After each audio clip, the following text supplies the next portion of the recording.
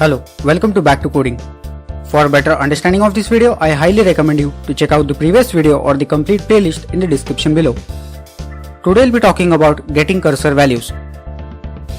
Before we get started, don't forget to hit that subscribe button and the bell icon so that whenever I publish a video, you get notified instantly about it.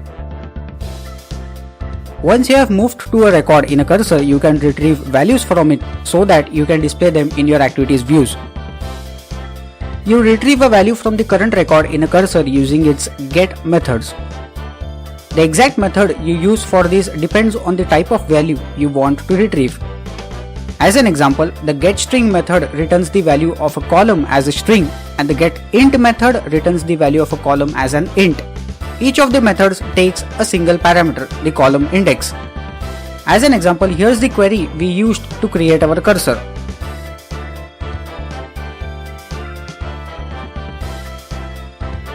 The cursor has three columns: name, description and image resource ID.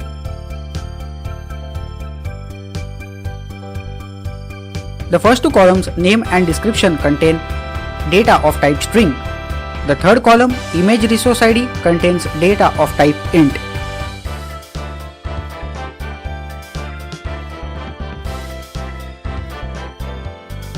Suppose you wanted to get the value of the name column for the current record.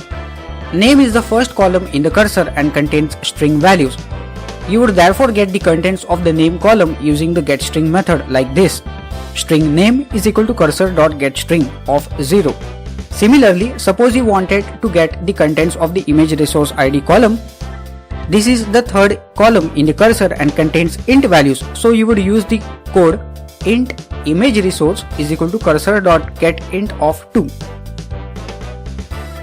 Once you have finished retrieving values from the cursor, you need to close the cursor and the database in order to release their resources. You do this by calling the cursor and database close methods: cursor.close, database.close.